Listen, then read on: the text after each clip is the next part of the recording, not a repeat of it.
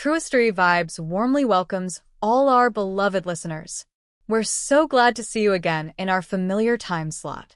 Today, Truistery Vibes brings you a brand new story, one that we hope will touch your heart and stay with you. As you listen, feel free to leave a comment sharing the quote or moment that left the deepest impression on you.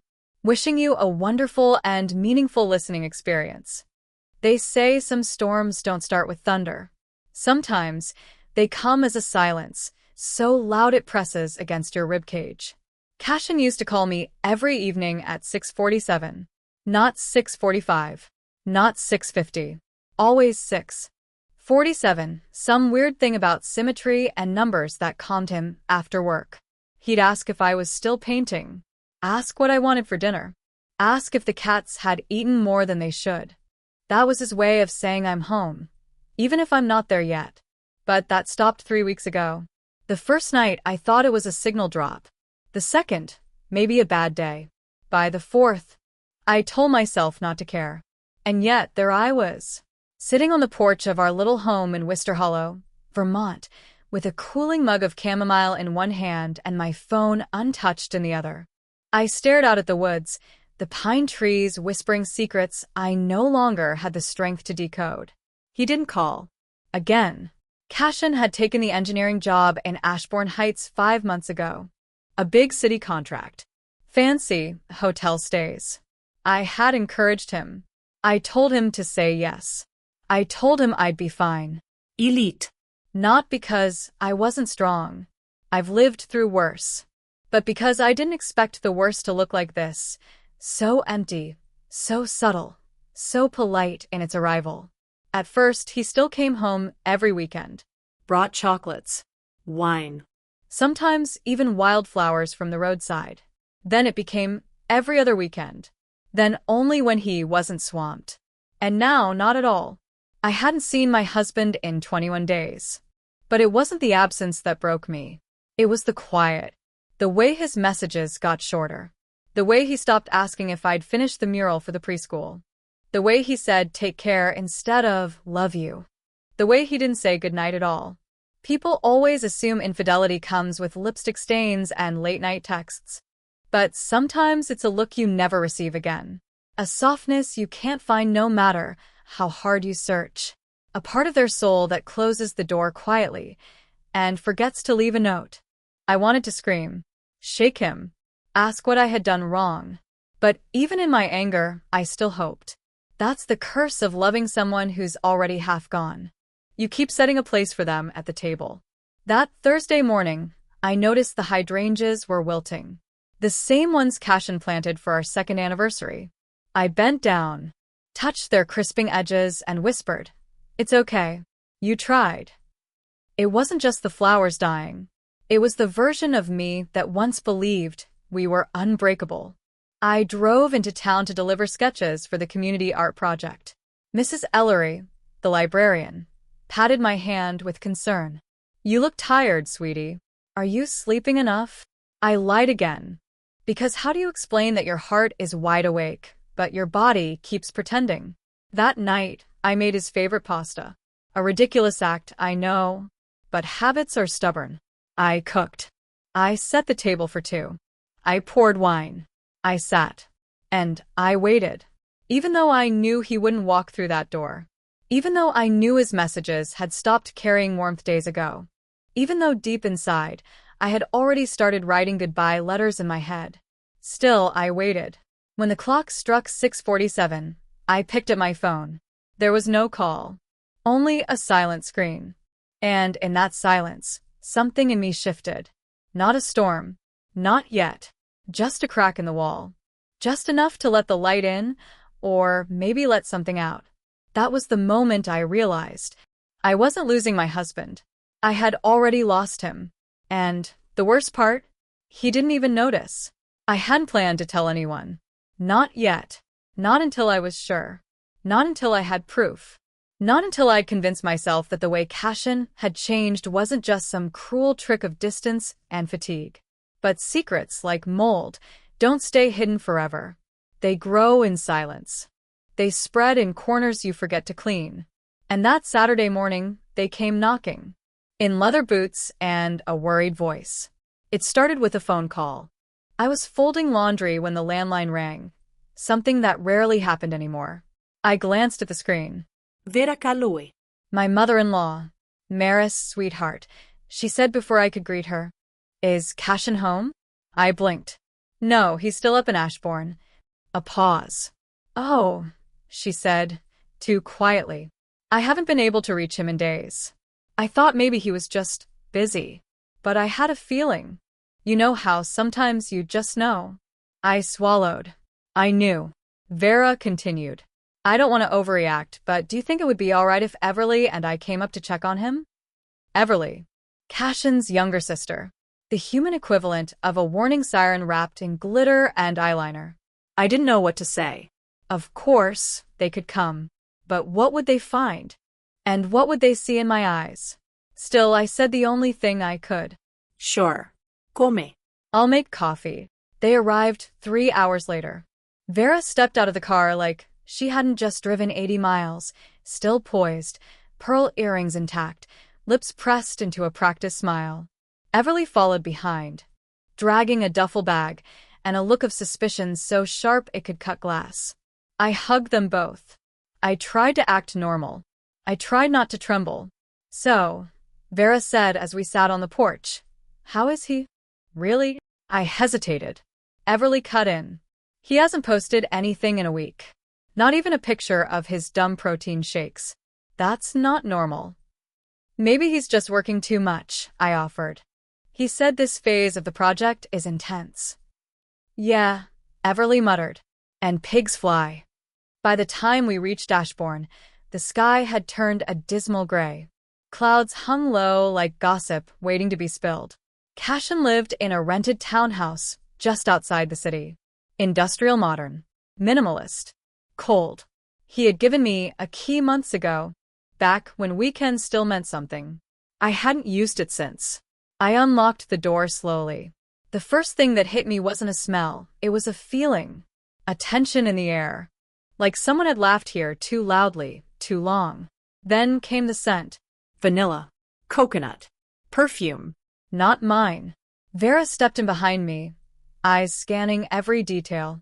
Everly walked straight past and into the kitchen. There were dishes in the sink. 2 mugs. Lipstick on one. The kind of evidence that didn't need explaining. Whose is that? Everly asked flatly. I didn't answer. Vera's jaw tightened. Let's look around. I wanted to stop them. To say no. To turn this into something less intrusive. Less humiliating. But I didn't. Because I needed them to see. Everly was the first to reach the bedroom. She froze in the doorway. Maris, she called. I stepped beside her and looked in. On the bed sat a woman. Bare-legged.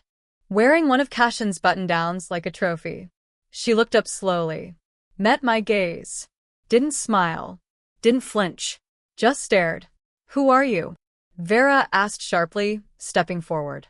The woman, brunette, striking, smug, blinked once and said nothing. Everly crossed her arms. Let me guess. You're the new houseguest.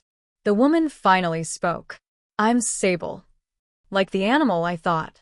Smooth, sleek, and hard to catch. She's... Cashin's voice trailed from the hallway. He had arrived mid-chaos. Holding his phone. Not expecting company. Definitely not expecting a mother, sister, and wife all in one room.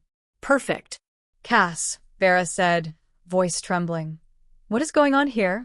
Cashin looked like a man who'd just realized his parachute was a backpack. It's not what it looks like, he began. Everly snorted. That line should be patented at this point. He tried to explain. That Sable was the daughter of his boss. That she had crashed here because of a broken phone. That they had just been talking. That we were all reading too much into things. He stammered. Fumbled. Sweated. And still, Sable sat on the bed. Legs crossed, calm as ever. Watching us like we were an indie film she was only half impressed by.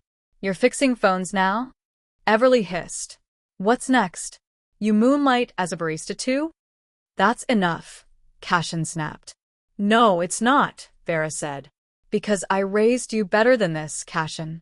I raised you to respect your commitments, your vows, your wife. His shoulders sank. Mom. Sable stood, finally, walked past us. Didn't apologize. Didn't explain. Just muttered, "This is ridiculous," and reached for her purse. But Everly stepped in front of her. "Leaving so soon?" she asked. Sable smirked. "I don't need to entertain your family drama." Everly narrowed her eyes. "No, but you helped cause it." Sable reached to push past. Everly didn't move. And when Sable raised her hand, Everly ducked and slapped her. Twice. Loud. What happened next felt like something from a movie. A bad one. The kind where nobody wins and everyone ends up hurt. They fought. For real. Scratching. Screaming. Hair flying. Everly, despite being small, fought like someone with nothing left to lose. Sable was no match. Within seconds, she was on the floor. Mascara streaked, hair mess. Cashin pulled Everly off, yelling. I stood there, frozen. Numb. Vera tried to stop them. Tried to speak. But her voice was drowned out by the chaos. Sable, gasping, ran out the door. Afterwards, the silence returned. But this time it wasn't the same kind of silence. It was heavier, more final, like a curtain falling after a play that ended too soon. Cashin glared at Everly. You need to apologize. She hit me first, Everly said, unrepentant. I was defending myself. That's not the point. No, Vera said, quiet but firm. The point is you've made your choices, Cashin, and now you'll have to live with them. He opened his mouth to argue, but then he saw my face, and he shut it. I didn't cry. I didn't scream. I didn't ask why, or how long, or how could you. I just looked at him, and I think for the first time he realized I wasn't just his wife. I was the woman he had quietly lost. Maris, he tried. I'll be going, I said. You can keep whatever version of yourself you became here. He reached for me.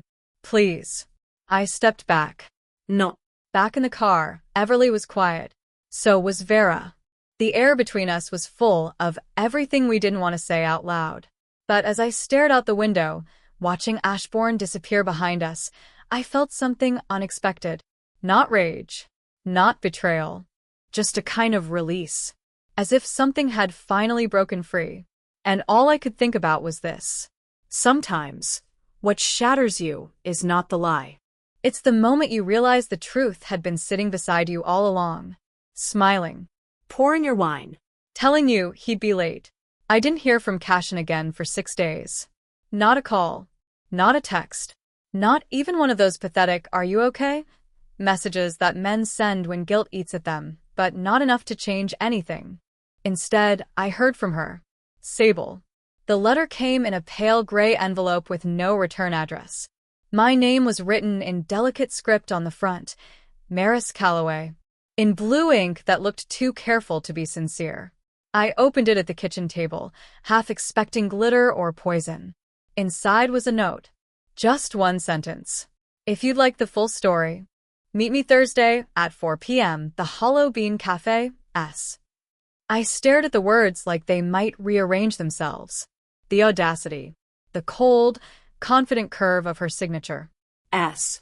Like she was some sort of Bond villain. I didn't tell anyone. Not Everly. Not Vera.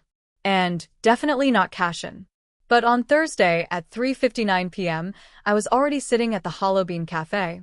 Heart drumming like a war anthem, hands tight around a mug of herbal tea I couldn't taste. I didn't know what I wanted. Closure? An apology? A catfight in front of the pastry case?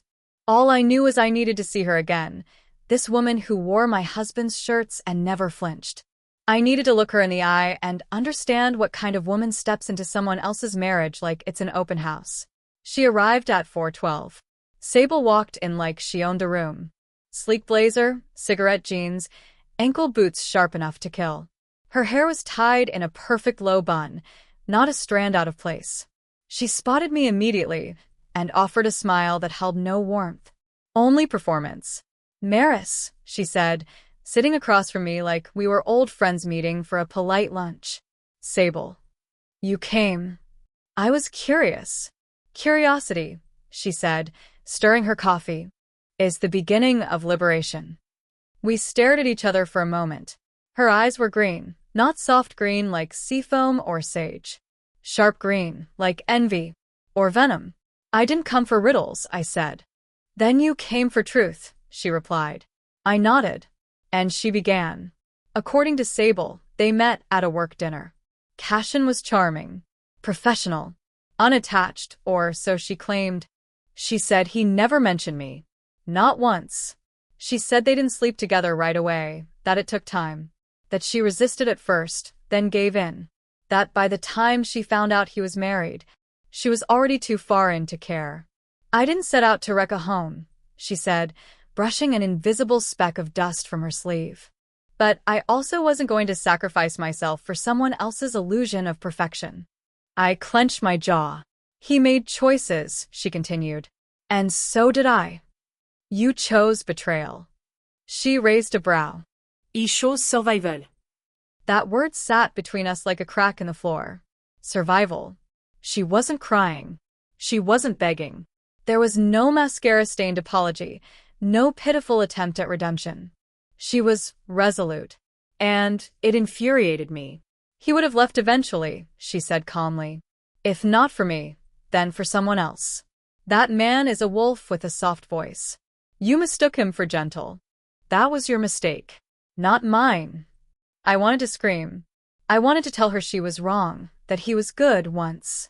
That we were happy. That he laughed in the mornings and kissed my hand when he thought no one was looking. But all I could think about was how much her eyes looked like his when they were lying. Why did you ask me here? I asked. She leaned back, studied me like I was a museum piece behind glass. Because I know what it's like to be blindsided, she said. To give years to someone only to realize they were building an exit while you were building a future. Her tone softened, just enough to unsettle me. I wasn't the first woman Cashin did this to, she whispered.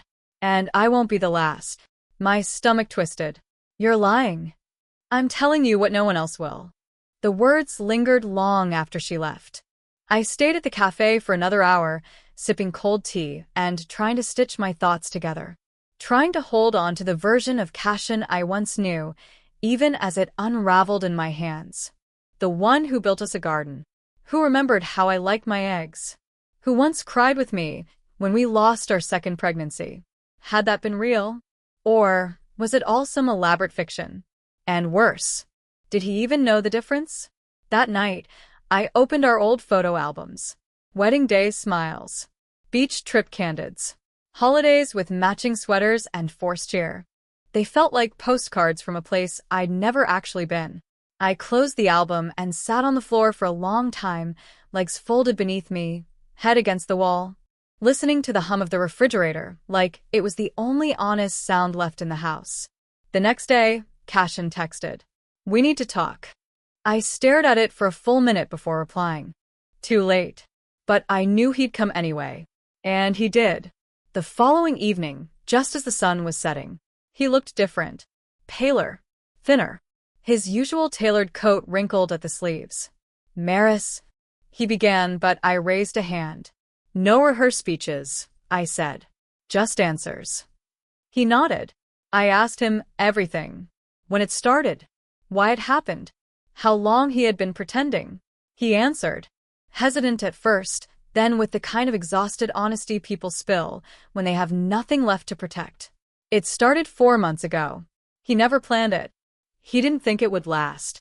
He didn't mean to hurt me. The usual string of cowardice cloaked as confession. I listened, and with each word, something inside me tightened like a drawstring pulled too far. And then I asked the last question. Do you love her? He looked at me and said nothing, which, somehow, hurt worse than if he'd screamed yes. When he left, I didn't cry. I didn't break anything. I didn't even watch him walk to the car. I just stood in the hallway, barefoot, hands loose at my sides, and whispered, goodbye. Not to him. To the idea of us. That night, I packed 2 boxes. One with photos I couldn't bear to look at but also couldn't throw away. The other with everything I would never need again: his college sweatshirt, our anniversary wine glasses, the book he never finished reading to me. I sealed both, marked them in Sharpie. Archive. Aftermath. The next morning, I called a divorce attorney. Then I went outside, barefoot again, into the backyard where the first leaves had started to turn. The air smelled like earth and endings. I closed my eyes and breathed in. And, for the first time in a long time, I felt light. The morning after Cashin left for the last time, the sun rose like it always did, casual, indifferent. I remember thinking how rude it was that the sky could be so blue when everything inside me felt like the color of a bruised peach. I didn't cry. I didn't scream. I archived. I went through our house like a ghost with a mission, room by room, closet by closet, drawer by drawer. I packed up the artifacts of our marriage with clinical detachment, every photo, every souvenir, every love note he ever scribbled on the back of receipts. I found the anniversary card he gave me on our second year, the one where he wrote, "You make silence feel like a song." I almost laughed. I wrapped it in tissue paper and dropped it in the box labeled archive. The house was quieter without him, but not empty. It was filled with a different kind of presence now, mine. I began to rearrange everything. The furniture, the framed prints, even the spice rack. I threw out the cumin because he always said it tasted like socks, and for the first time, I realized I agreed. Funny how easy it is to forget your own taste when you're so busy accommodating someone else's. Later that week, I started therapy. Dr. Ellery's office smelled like orange peels and lavender, and she wore wire-framed glasses that made her look both kind and mildly unimpressed. I liked her. I told her about the affair, about Sable, about the silence that followed, about the parts of myself I had filed away like old bills. And when I finally paused, she said something I'll never forget. When someone hands you silence after betrayal, they're hoping you'll fill it with your own blame. I blinked, then blinked again, and nodded. I didn't tell many people what had happened, only the ones who already knew how to read my silences. Vera came by one afternoon with a loaf of lemon poppy seed bread and a six-pack of hard cider. She handed me a glass and said, "To burning bridges you were too polite to walk away from." Then we toasted on the porch and let the afternoon pass, without dissecting every wrong turn. Just two women, two drinks, and the long sigh of freedom when you've stopped asking for answers from people too broken to give them. Cashin tried calling again. I let it go to voicemail. He texted. I didn't reply. Instead, I downloaded a budgeting app, scheduled a haircut, and signed up for a pottery class in town because why not? It felt good to shape something with my own hands. Something messy, lopsided, tangible. The instructor, a soft-spoken woman named Nadia, told me once as I struggled to center a spinning lump of clay. You can't force balance. You just keep adjusting until it finds you. That night, I wrote it down and taped it to my mirror. Around the house, I kept stumbling upon things I'd missed before, like the sweater Cashin left draped over the armchair, or the backup toothbrush he kept in the bathroom drawer. Each one a reminder. Each one an aftershock. But instead of shoving them into boxes, I began creating a ritual. I lit a candle, played music, Aretha Franklin usually, and said goodbye to each object out loud. Goodbye, cardigan that always smelled like cedar and cologne. Goodbye, toothbrush you never used because you liked the minty one better. It was absurd. It was healing. One afternoon, I drove out to Ashbourne Cemetery with a single daffodil and no real plan. I didn't know why I was drawn there. Maybe because I needed to visit something that stayed buried. I sat near the old chapel ruins, watching leaves tumble across the gravel paths. There was no headstone for my marriage, but I imagined one anyway. Here lies the version of love that couldn't hold. Born too fast.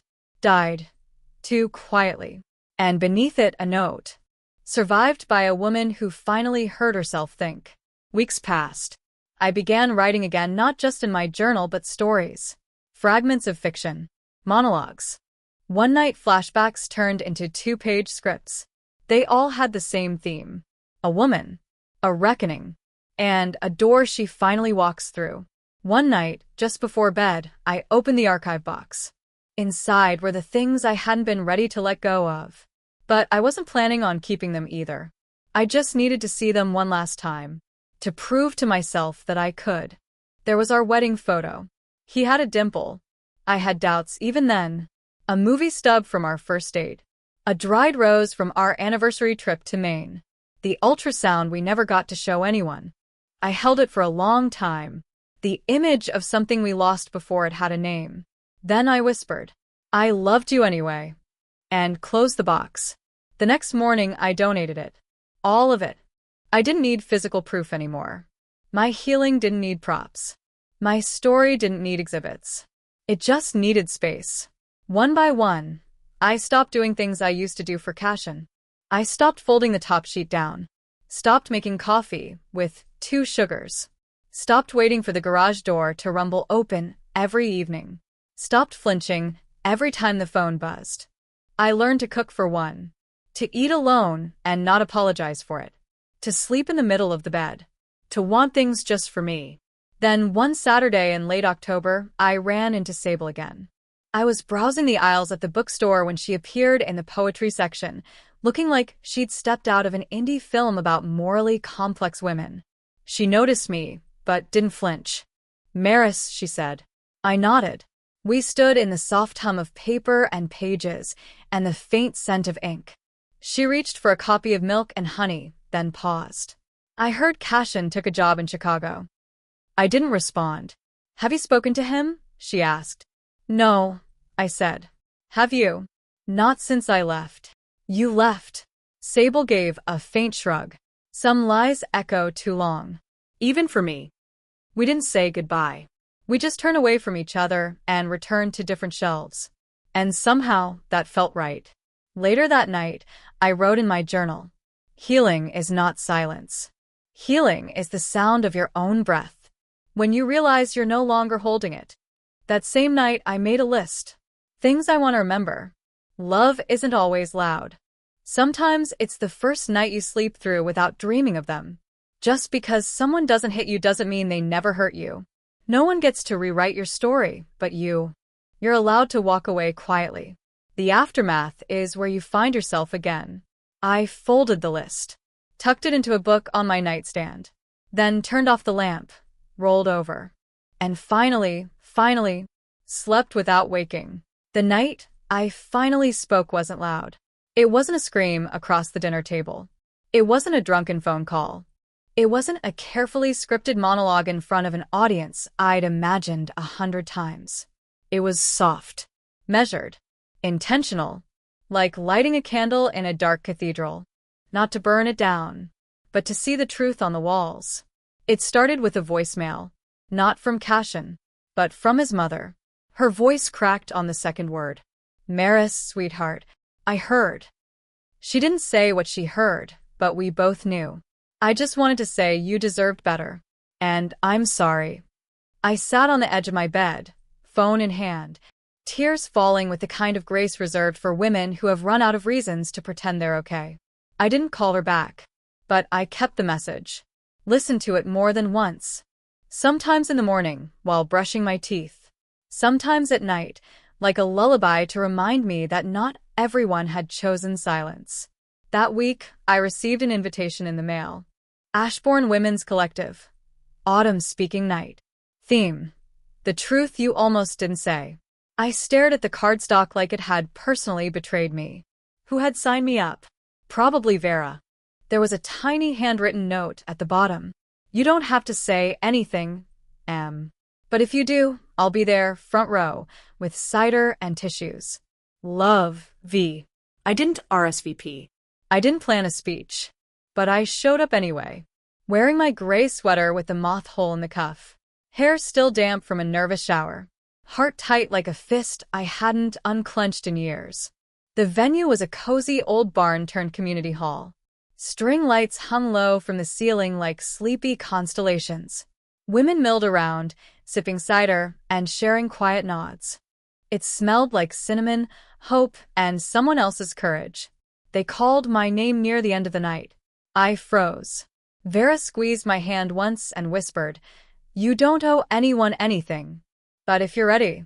I stood, walked slowly to the front. The mic felt colder than I expected. The room dimmed into a hush. And I began. "I was silent for 2 years," I said. Not because I didn't have anything to say, but because I didn't think anyone would listen.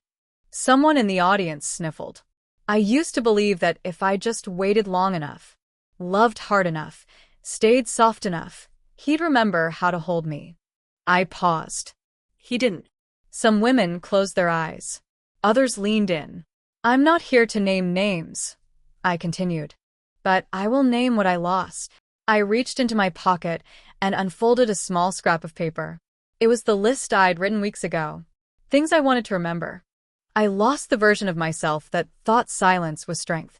I lost trust in someone who once kissed my collarbone and promised, "I will always come home." I lost time. So much time. Waiting for a truth he never planned to give me. My voice wavered. But I also found things. I looked around the room. I found out that heartbreak is not the end of the story. It's just the first chapter you write for yourself. A woman in the back wiped her eyes. Another nodded slowly, like I was telling her the story she'd forgotten how to tell. I found breath in the aftermath. I found joy in breakfasts made for one. I found peace in sleeping diagonally across the bed. A small ripple of laughter fluttered through the room. "And I found this voice," I added. "It's a quiet one, but it's mine. And I'm done letting people talk over it." Applause rose, not wild, But deep. Honest. like rain after drought. I stepped down. Vera met me halfway and hugged me so hard my ribs almost apologized. "You did it," she whispered. "No," I said. "I started it." That night, I walked home under a sky full of stars I'd forgotten to admire for far too long. Each one blinked like a secret I hadn't dared to believe before. You are not the silence. You are the sound breaking it. The next morning, I went to the florist and bought myself lilies. Not roses. Not daisies. Lilies. Because they bloom from bulbs buried deep, through dirt and cold, and still rise.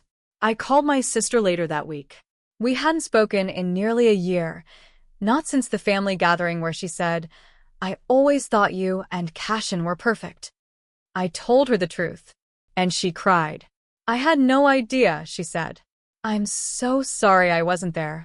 "You didn't know," I said. "But you do now." After that, I started letting people back in. Not all at once. Not all the way. But enough. I reconnected with my cousin Iris, the one who always smelled like vanilla and bad decisions. She took me to a karaoke bar on a random Thursday and made me sing Fleetwood Mac's Landslide. I cried through the second verse. Everyone applauded anyway. Even my body began to soften. The tightness in my chest lessened. The headaches faded. I started to laugh with my whole face again. I dyed my hair darker. Got a tiny constellation tattoo behind my ear just for me. Cashin emailed once. Subject line: "Are you okay?" I didn't reply. I archived it. Because not every question deserves an answer. Especially when the person asking only wants to soothe their guilt. Not your soul. I spent a Saturday hiking with Vera and her dog, Bishop. At the top of the trail, we sat with our backs against a boulder, drinking lukewarm tea from a thermos and watching the valley shimmer with late fall colors. Vera turned to me and said, "You're glowing, you know that?" I smiled. Maybe I'm just not hiding anymore. That night, I lay in bed and imagined a future that didn't involve Cashin's voice in my head. I imagined mornings where no one apologized for sleeping in. Dinners where laughter echoed louder than forks on plates. Days where I danced in the kitchen barefoot and nobody walked in and made me stop. I was no longer afraid of being alone. Because I wasn't. Not really. I had me. And that was enough. And one day, maybe, just maybe, I'd find someone who didn't need me to be quiet to love me. But until then, I had my voice, my story, my piece. And I spoke it again, and again, and again, until silence finally stopped asking me to stay.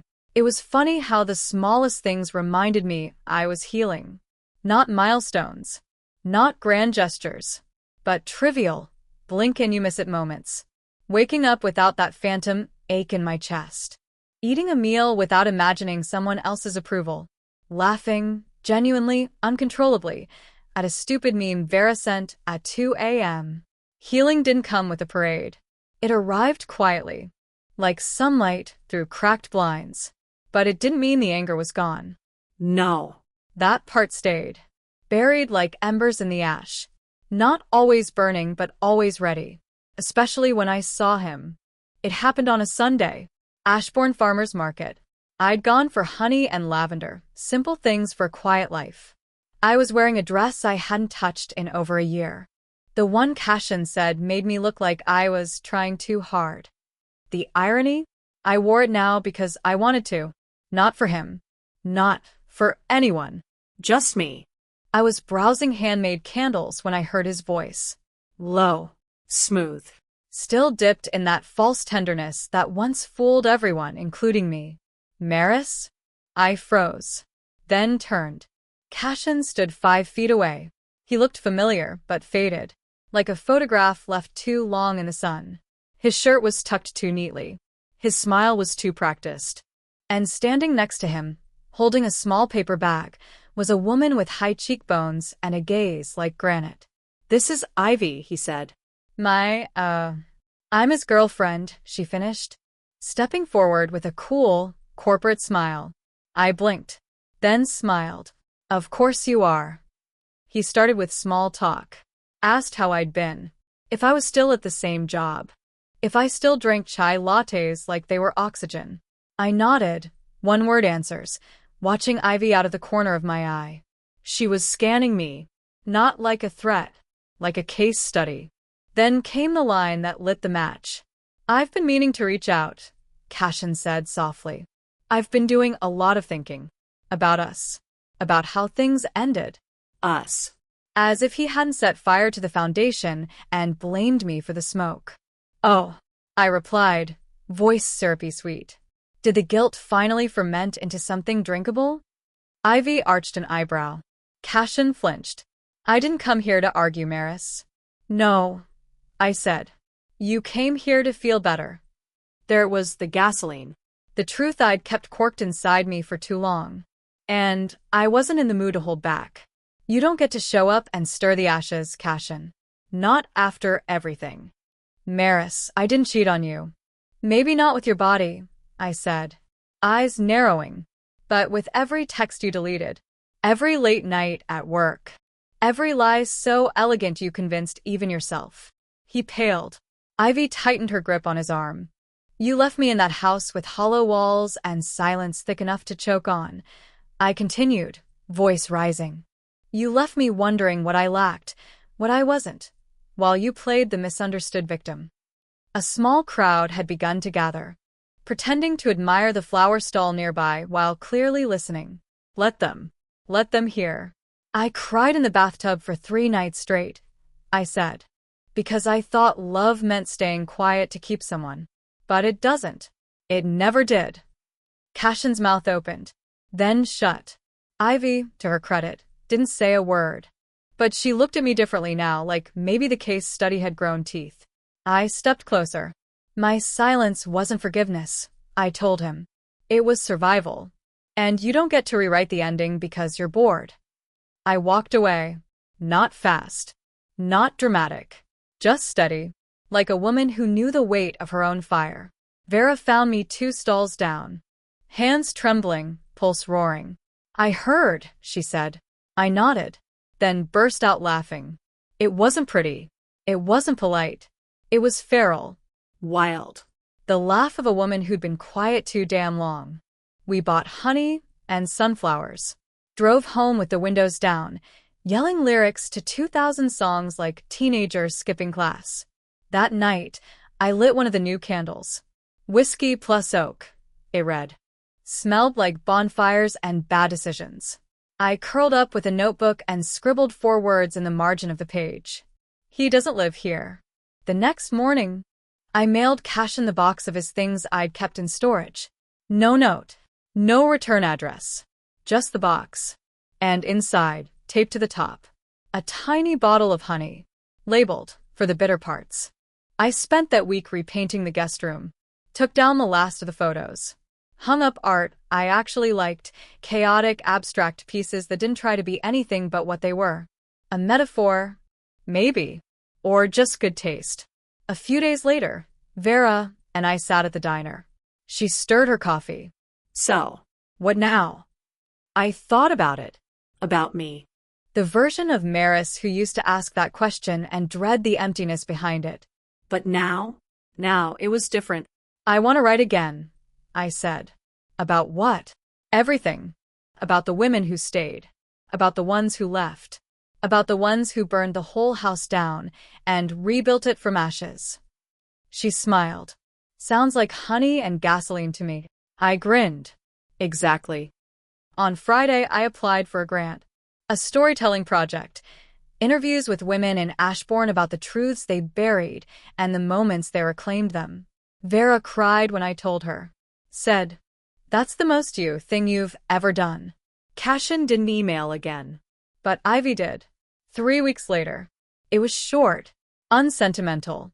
"I'm sorry for the role I played in your story. I see you now. Thank you for speaking." No signature. No reply needed. Late one night, I passed a mirror. Paused. And really looked. Not to check my hair. Not to critique my shape. But to witness myself. And I saw her. The woman I'd become. The one who had the guts to stay. The fire to leave. And the grace to forgive. Herself most of all.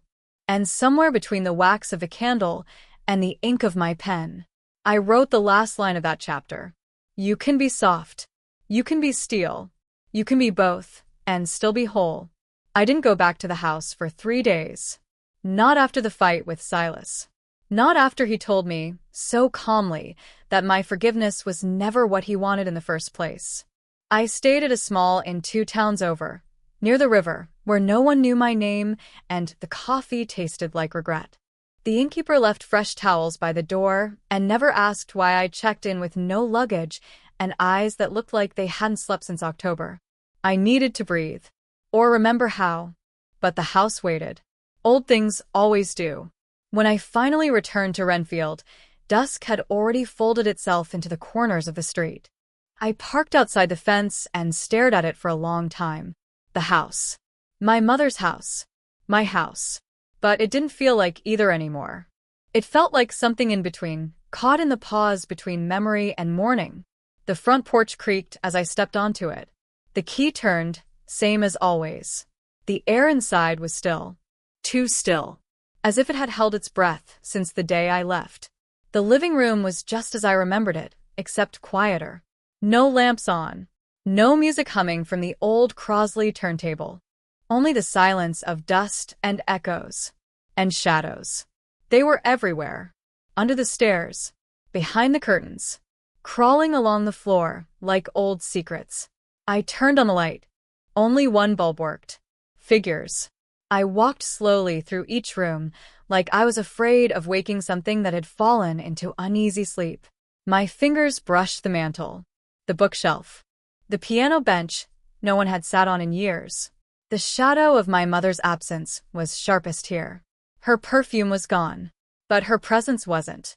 It lingered in the way the curtains were still half-tied, in the dishes still stacked precisely in the drying rack, in the half-used roll of mints in the hallway drawer. Grief, I was learning, wasn't always loud. Sometimes it was as soft as a folded sweater you couldn't bring yourself to move. Upstairs was worse. Her bedroom door was slightly ajar. I hesitated before pushing it open. Inside, nothing had changed. The lavender bedspread. The reading glasses on the nightstand. The rosary tucked under her pillow, like a secret between her and God. And yet there was something else. A feeling. Like someone had been here. Or still was. That's when I noticed the second shadow. It moved when I didn't. I spun around. Nothing there. But my skin went cold. I told myself it was just the hallway light playing tricks. Told myself I was tired, imagining things. But the house had never made me feel watched before.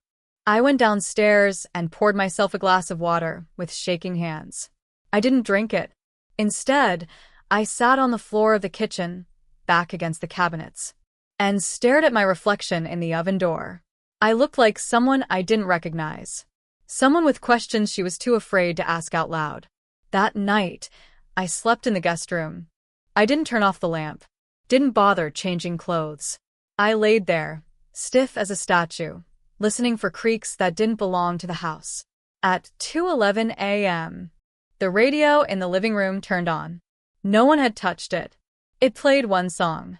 Something soft. Instrumental. Then silence. I didn't sleep after that. The next morning, I found the attic door open. That door was never open. My mother used to say the attic was hers and hers alone. No ghosts up there, she once told me. Only the parts of myself I never figured out what to do with. But the door was open now, so I climbed the stairs and found what she left behind. Boxes. So many boxes. Labeled in her perfect penmanship. Maris, age 6. Letters from June. Legal, do not open. Vivian, private. That last one stopped me. Vivian was her mother. My grandmother. The one no one ever talked about. I opened it. Inside, a journal. Thin. Fragile. Tied with ribbon. And something else. A photograph. Black and white. Faded. But unmistakable. My mother. Holding a baby. Only, it wasn't me. The handwriting on the back said, Vivian and L. March 3rd, 1981. I stared at the photo for a long time. The attic groaned. A floorboard shifted somewhere behind me. I stood up, clutching the journal and the photo. And that's when I realized the house didn't have one shadow. It had two. Mine. And someone else's. That night, I called Vera. I think my mother had another child. There was silence on the other end. Then, where are you right now? Home. I'll be there in 20. Vera showed up in 15. Coffee in one hand, flashlight in the other. We went through the journal together. It wasn't much, just a few entries. But enough. Vivian had been pregnant twice. The first child was given up for adoption. My mother was forced to choose, I whispered. And she never told anyone. Vera exhaled slowly. You think they've come back? I think they never left. That night, we lit every lamp in the house. The shadows still came. I started hearing things after that. Footsteps upstairs when no one was home. Doors that closed on their own. The radio turning on at odd hours. And always that same song. The one from the first night. Vera said it might be trauma. Or grief. I said it might be history. Repeating. One evening, I found an envelope under the welcome mat. No stamp. Just my name on the front. Inside. I'm not here to haunt you, Maris. I just want to know who I came from. No signature. Just the scent of wild violets on the paper. The house with two shadows had spoken. And I had no idea what came next. But I knew one thing. This story was no longer mine alone. The letter haunted me more than any shadow. It was tucked inside my nightstand drawer, sandwiched between a broken bracelet and an unopened bottle of sleeping pills I'd kept just in case but never used. I reread it so many times that the crease down the center grew soft and silver, like the spine of an old book, one I couldn't bring myself to close. I'm not here to haunt you, Maris. I just want to know who I came from. I didn't know how to answer a question I'd never ask myself. Vera stayed the night again. She brought grilled cheese sandwiches, old photos of my mom, and her favorite mug with the chip in the rim that she refused to throw out. We sat on the porch in blankets, watching wind push the clouds across the moon. You think it's a sister? She asked. I don't know. Maybe. Half-sister. Maybe nothing. Maybe someone looking for a mother who can't answer them anymore. But they found you. I nodded. Yeah, they did. The next morning, the second letter arrived. This one was left inside the mailbox. No stamp. No name. Just a folded piece of paper, taped shut with medical tape, the kind my mom used to keep in her purse. Like other people carried gum. Inside, I used to dream of an orchard. Rows and rows of pear trees. Soft light. Quiet footsteps. I thought it was a dream. Until I saw your house. That's the place. I'm sure of it. Something happened to me here, didn't it? The signature was simple. Just one word. Sable. I dropped the letter. My hands wouldn't stop shaking. The name hit like a memory I'd never owned. I didn't know anyone named Sable. Not personally. But the attic journal, Vivian's journal, had mentioned the name once. Briefly. Scribbled in the margin of a grocery list like it wasn't meant to be seen. Sable saw the orchard. Just that. And now she had come back. I walked to the orchard that afternoon. It was just past the ridge behind the house. Untamed now, the trees overgrown, the rows forgotten. The orchard had always felt like mine, even when I was little. I used to go there to cry where no one could hear me, to talk to the trees, to run my hands over the bark and pretend they knew my secrets. I hadn't walked that path in 10 years, but my feet remembered the way. The orchard was colder than I remembered. Still, breathless, like it was waiting for something. In the far corner, nailed to a tree, was a piece of paper in a plastic sleeve. I pulled it down, fingers frozen. It was a photograph of my mother and another woman, taller, thinner, with the same eyes as mine. The back read, Maribel and Sable. May 1988. I gasped. The sound was sharp, animal, because that meant Sable had been here. When I was 3 years old, I pressed my forehead to the tree, breathing in the scent of bark and thyme. My mother had another daughter. She hid it. She buried it beneath soft lies and birthday cakes and lullabies. And now that daughter was looking for her. Looking for me. That night, I couldn't sleep. So I wrote a letter. Dear Sable, I don't know how much you know, or what you remember, but you're right. This orchard belonged to our family. It still does. My mother was Maribel Calloway. She died last year. If you are who I think you are, then she was your mother, too. I don't know why she never told me about you. Maybe shame, maybe fear, maybe love, wrapped in the wrong choices. But you deserve answers. And I'll give you what I can. Meet me here, at the orchard. Friday, 4 p.m. Come as you are. No shadows. Maris. I left the letter in the hollow of the old tree where the photograph had been. Tied it with twine. Prayed the wind wouldn't steal it. Then I waited. Friday came slow and strange. The sky wore gray like a curtain. The birds didn't sing. I stood under the gnarled branches of the orchard for 33 minutes. Then I saw her. She didn't walk like a stranger. She walked like someone coming home. Brown coat, scuffed boots, long braid down her back like a dark ribbon. She stopped 5 feet away and looked at me for what felt like hours. Her face was leaner than mine, but our cheekbones mirrored. Our eyes locked, and something inside me, something ancient, quivered. I used to dream about this place, she said softly. I think I did too, I whispered. We talked for hours. About nothing. About everything. She remembered the woman's voice singing lullabies that sounded like wind through curtains. She remembered pears. Falling. Rotten. Sweet. She remembered hands that smelled like cinnamon, and a goodbye she didn't understand. Her adopted mother died when she was 13.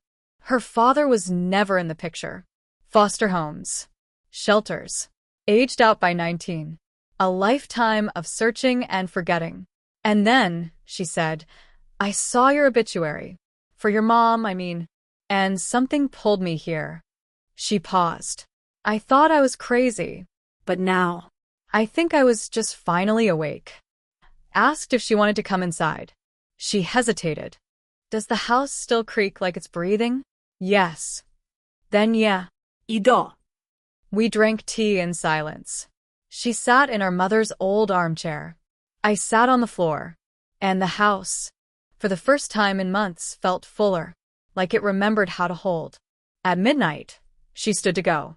I don't want to push in, she said. You're not, I replied.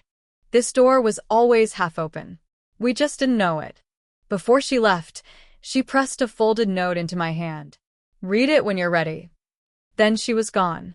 It took me 3 days to open it. Inside was a letter, titled simply, "To the sister I dreamed of." It was long, wistful, gentle, but one line stood out. Maybe we were the orchard all along, branches apart, roots entwined. I pressed the note to my chest and cried. Not from grief, but from recognition. Because I finally understood what my mother had left behind. Not shame, not regret, but a seed. And after all these years, it had finally grown. Silence isn't always a sanctuary. Sometimes it's a weapon. Sometimes it's a wound that hasn't scabbed over, only learned how to stay still.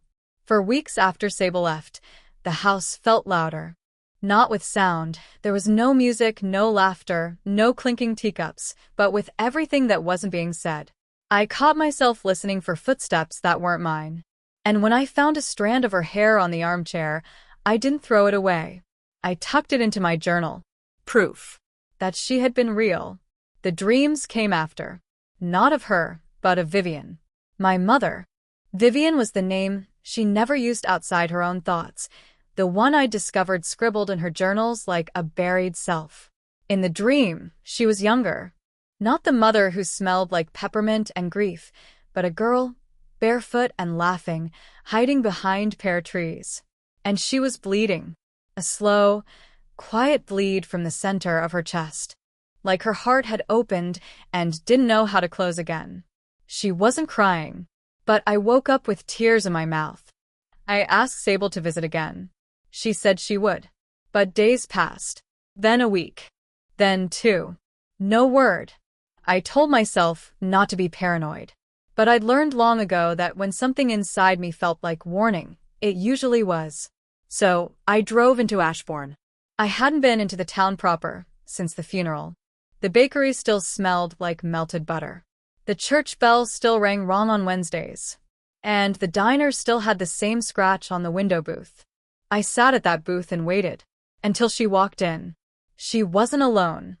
The man beside her had salt gray hair and a hand on her lower back that lingered too long. They sat across from each other. Sable smiled. She didn't see me, but I saw something I hadn't expected, relief. In her face, like she was leaning into a life that didn't require her to remember mine. I paid the check and left before she could look up. Back home, I dug out the journal again. Vivian's words were sharp tonight. There is a cost to every silence. Just because you didn't speak doesn't mean you weren't heard. Someone always bleeds for it. The next day, Vera called. You sound off, she said. I feel off. Want me to come by? No. I think I need to be alone. You sure that's a need or a habit? I didn't answer. That night, I walked the orchard alone. There was frost on the branches, and the sky hung low, heavy with unsaid things. I stood at the tree where Sable had first found me and whispered, Why did you come? Then louder, Why did you leave? Then, finally, through clenched teeth, What do you want from me? No answer. Just wind. In the morning, there was blood on the porch. Not a lot, just a smear. Like something small had been hurt and wandered off. But it rattled me. I scrubbed it clean with vinegar. Tried not to imagine it came from somewhere human. But I knew it meant something. Things were breaking open. Quiet was no longer holding. I tried calling Sable. No answer. Texted. No reply. The silence grew teeth. So I went back to Ashbourne. Again. This time I didn't go to the diner. I went to the library, where Vivian had once worked, where she shelved books like they were bricks in the wall she built around herself. The librarian, a woman named Clara who wore glasses that slid down her nose, recognized me immediately. You're Maris, Vivian's daughter. I nodded. She left some things here, she said, motioning behind the counter, after she passed. A box. Light blue. Labeled simply, M.C. Personal. Inside, a photograph of a baby wrapped in a blue blanket. A postcard from Seattle with no return address. a cassette tape, labeled "Don't listen unless it's real," and a letter. To me. I didn't read it there. I drove home, locked the door, Lis à Cande. sat on the floor. Then I unfolded the letter. My Maris, if you're reading this, it means the truth has cracked through somewhere. And I'm not there to soften the landing. There was another child. Her name is Sable. She was yours before she was ever mine. I wasn't supposed to keep her, but I couldn't let her go. The system came for her when she was 3. I didn't fight hard enough. I told myself she'd be safer, better off. But I knew I was lying. I bled every night for that lie. When I found out I was pregnant with you, I thought maybe I could get it right.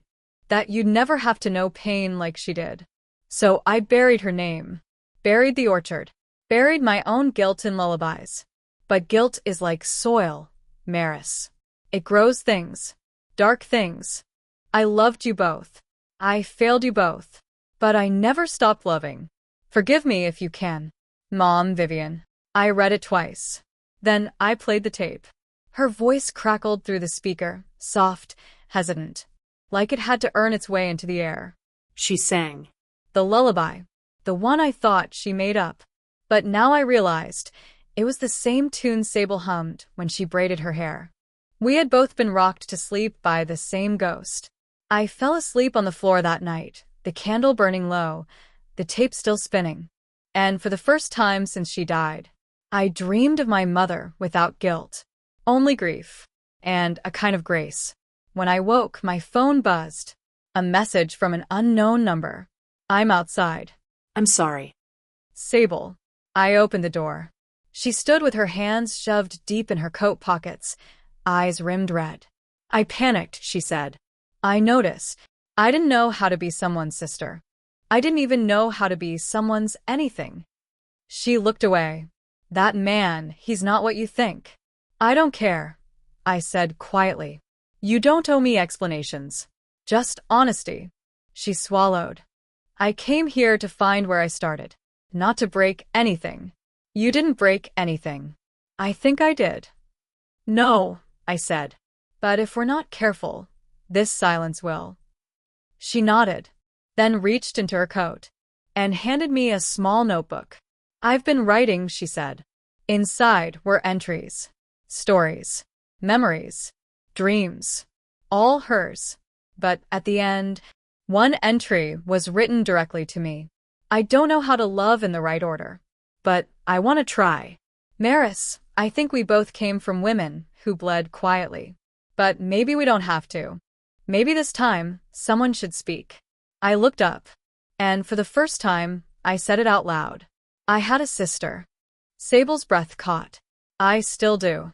That night, we sat on the porch. No words. Just stillness that didn't cut. The kind that stitched instead. The kind where quiet could bleed. And finally, heal. The orchard began to bloom again. Not all at once. Some things resist even spring, but enough to make me believe in starting over.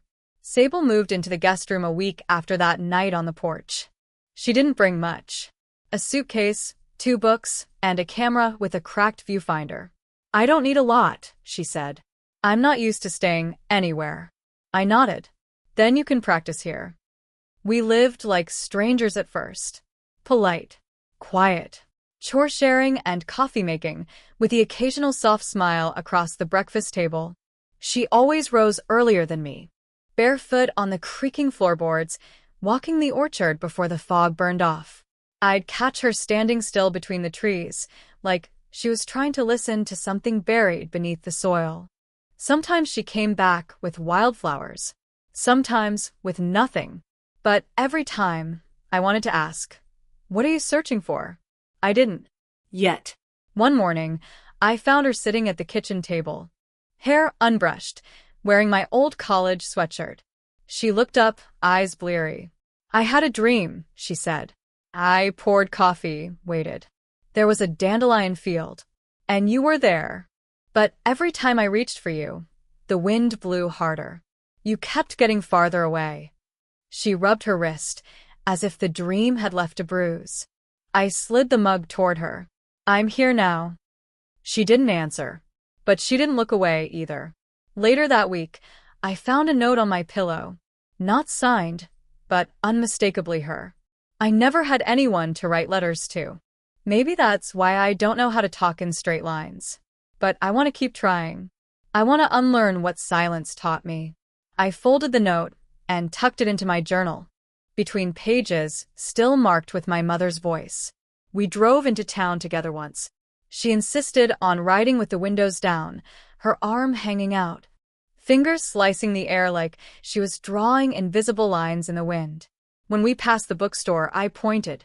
Vivian used to go there every Sunday. She tilted her head. To buy books? I shook mine. To return them. She always felt guilty keeping things. Sable laughed softly. That sounds exhausting. She called it discipline. I think it was something else. What? Fear. Of wanting too much. Sable nodded like she understood. Then she whispered, I'm scared of that, too. On Sunday, Vera came by. She brought lemon bars and the latest neighborhood gossip, both equally tart.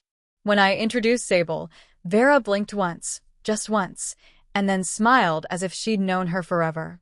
You have her eyes, Vera said, but a very different energy. Good or bad? Sable asked. Just different, Vera replied. But different can be a good thing around here. We ate on the porch. The sun stretched long shadows across the yard, and Sable told Vera about the time she almost adopted a dog that turned out to be a coyote pup. I named him Percy.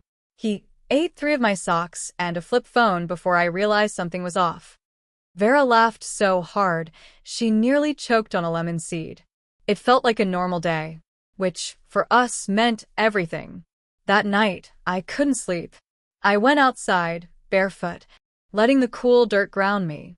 The dandelions had started blooming in clusters, quiet little rebellions between the orchard rows. My mother used to say they were weeds pretending to be flowers. I never agreed. Weeds are just flowers no one claimed. In the morning, I found Sable in the attic. She was holding an old box labeled baby things. Inside were scraps of fabric, a hospital bracelet, and a photo of me, bald and screaming, wrapped in a floral blanket. You were kind of ugly, she said with a grin. I'm still recovering. She looked serious. Do you think Mom kept anything of mine? I paused, then pointed toward the bookshelf in the den. The blue journal. Sable opened it like a lock. Inside, pressed leaves scribbled lullabies. A drawing of a tree with 2 names carved into it, Maris and Sable, years before we'd ever met again. She was trying, I whispered. Sable's voice broke. So was I. We didn't talk much that week. But we didn't avoid each other either. We worked in the garden, cleaned the gutters, Painted the shed. each task a quiet offering, each silence a space waiting to be filled. On Thursday, we found the dandelion field. It was deeper in the orchard than either of us had ever walked. Hundreds of soft white heads swaying in unison. Sable stepped into the middle of it and spun slowly, arms wide. They're like little parachutes, she said. Tiny proof that something wants to land.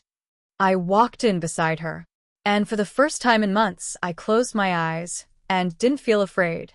She told me about the first foster home that made her sleep in a hallway, about the second, where she stole a book and got slapped so hard she forgot the alphabet for a week. She told me about the woman who once held her hand during a storm and made her believe that not all homes had to be made of brick. I think I kept chasing that, she said. A softness that felt safe. And I never found it. She looked at me. Until maybe now. That night, I couldn't find her. I searched the orchard, The shed. the attic. Panic prickled. But when I opened the barn door, I found her curled up with a journal on her lap, pen between her fingers. I didn't mean to worry you, she said. You didn't. She looked up. That's a lie. I sighed. Fine. You did. She smiled. Good. Then, can I read you something? She opened the journal. And read. There are truths that bloom slow, like dandelions. You don't see them until they're everywhere. Some truths bleed. Some float. But the bravest ones, the bravest truths grow roots. She handed me the pen. Your turn. I didn't know what to write, so I wrote what I needed to see. We're not weeds. We're wildflowers. And we grow where we're not supposed to. The next morning, the field was gone. Mowed. Someone had come in the night. Probably the new orchard manager from down the road. Sable stood at the edge of the now barren space, fists clenched. They didn't know, I said. She didn't answer. Then she reached into her jacket and pulled out one single dandelion head. Perfect. Unplucked. She grinned. Guess they missed one. We pressed it into a book that night, taped it into the front page of a new journal. We called it the Ledger of Things That Survived. Entry 1. The rain returned before dawn. Not the kind that sweeps in with drama and thunder, but a soft, stubborn drizzle that didn't let up. It misted through the windows and clung to the edges of the porch.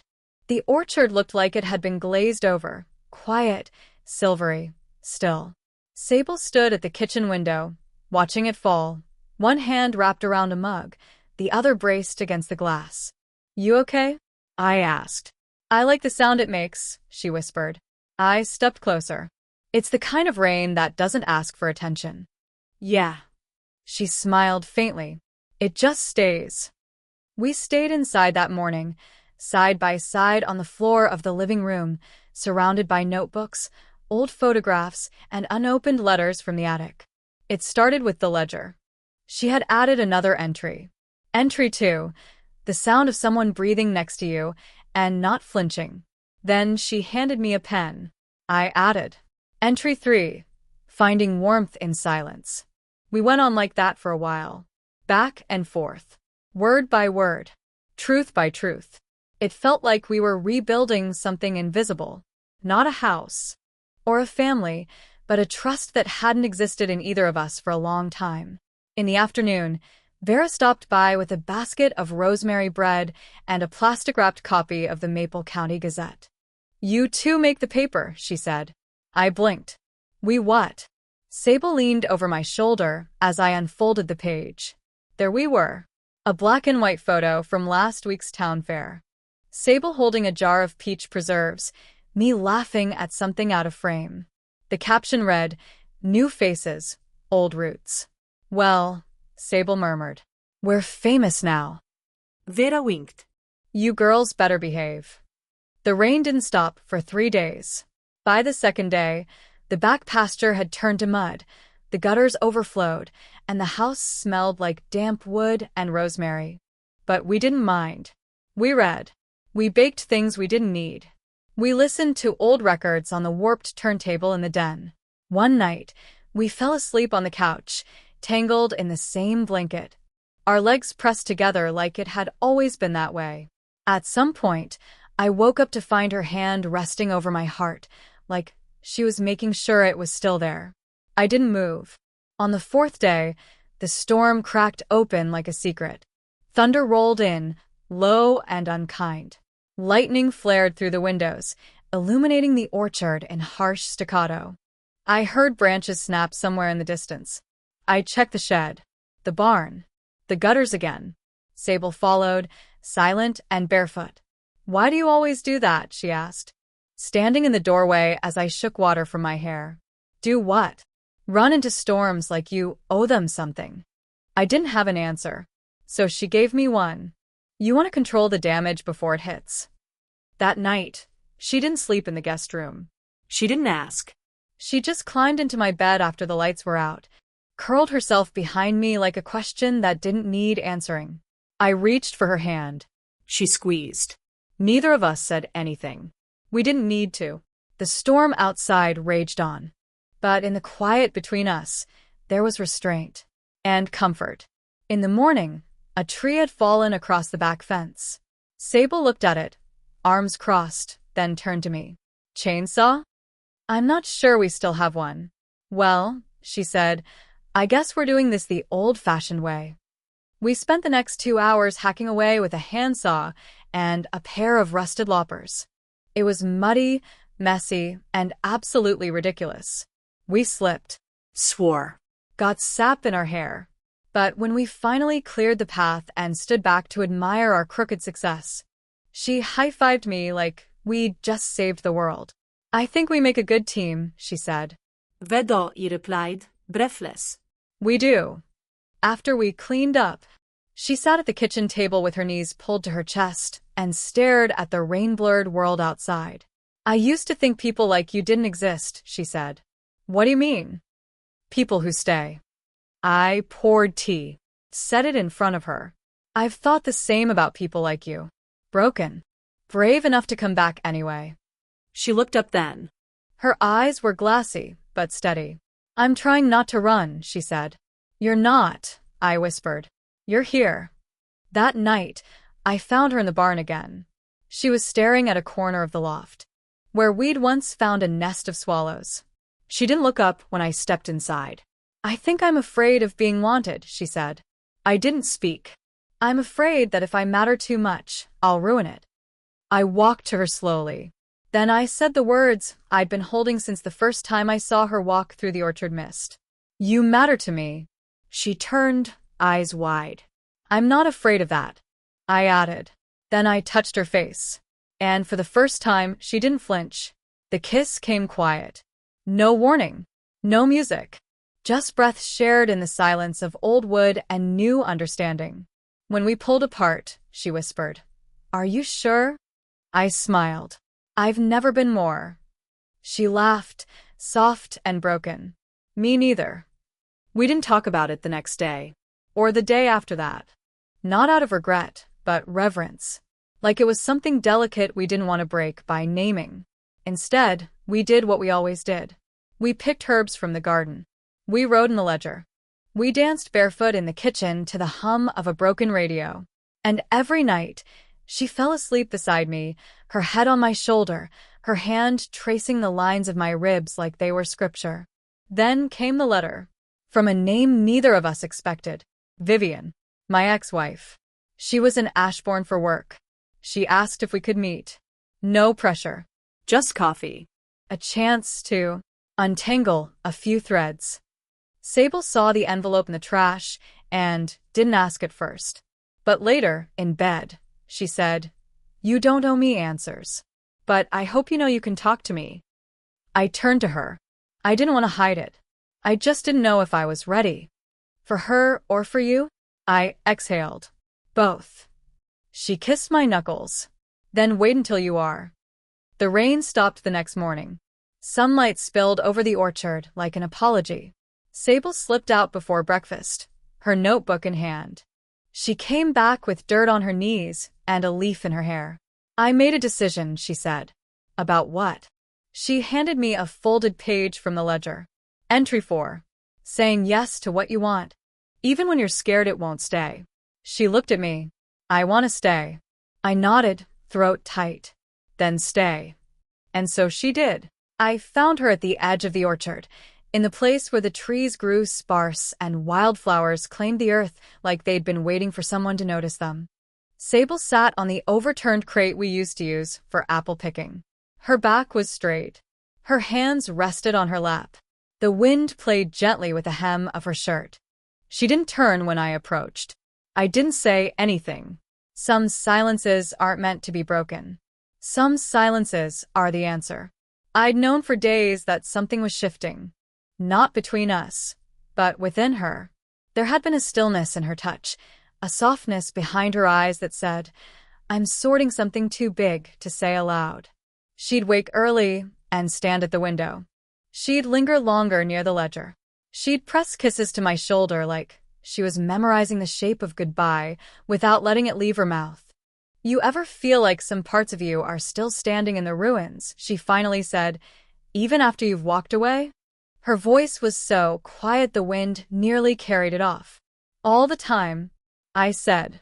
She turned to me. I want to go there. To say goodbye properly. Will you come with me? I nodded before she finished asking. It took us 4 hours to reach it. Ashbourne's outer limits faded behind us like a watercolor in the rain. We passed the familiar and the forgotten. Gas stations turned antique stores, cemeteries with crooked gates.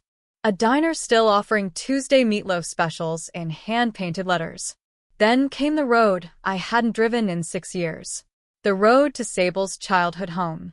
The house was gone, replaced by a field. Overgrown, swallowed whole by time and weeds. Only the porch steps remained, sunk into the dirt like teeth that had lost their smile. Sable stood staring at it, unmoving. I didn't interrupt. She walked forward slowly, each step deliberate, like she was retracing the path of a girl she'd buried long ago. Then she knelt in the dirt and cried. I didn't rush to her, didn't kneel, didn't touch.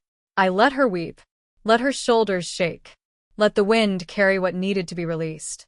Because that patch of ground where she let the pieces fall, that was the last place she wept for them, and the first place she ever wept for herself. After the tears quieted, she sat back on her heels and wiped her face with the sleeve of her shirt.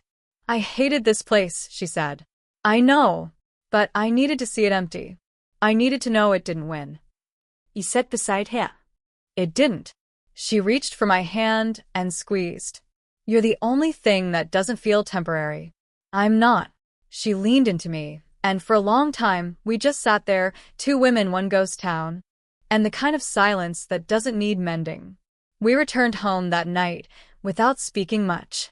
Just the soft hum of the road beneath us, and the comfort of a shared glance when headlights passed by. When we reached the orchard house, the porch light was still on. Home waited, patient, like it had always known we'd come back. That evening, she opened the ledger one last time. She handed it to me and said, "Finish it." So I wrote, Entry 5. She left the past where it belonged, and brought herself home instead. Spring turned to summer. The orchard bloomed in full. We planted sunflowers near the fence line. Adopted a stray cat who refused to answer to anything but judge. Repaired the squeaky floorboard in the hall just because we finally had the time. And every Sunday morning, we'd walk barefoot in the garden, drinking coffee and watching the world begin again. One afternoon, Sable turned to me on the porch swing and asked, "Do you still think of her, Vivian?" I didn't lie. Yes. She nodded. Does it hurt? Less now. Not because it wasn't real, but because I found something that is. She looked out across the field. I think I stopped bleeding when I stopped apologizing for the way I heal. I tucked her hair behind her ear. And I started healing, I said, when I stopped hiding where it hurt. We never called what we had perfect. That would have ruined it. What we had was honest and soft, and stitched together from the fabric of two very tired women who still believed in warmth even when the world gave them frostbite. Years from now, if anyone asks how it all turned out, I'll tell them this. She stayed, not just in the house, or in the orchard, or in the pages of a ledger we once scribbled on in the dark, but in the quiet places, the honest ones, the kind that don't need a name to feel like home. And that brings us to the end of today's story on Truistory Vibes. Don't forget to leave a comment with a quote or moment that touched you the most. Your words give our team the motivation to keep creating more heartfelt stories. Thank you for listening, and we'll see you again soon.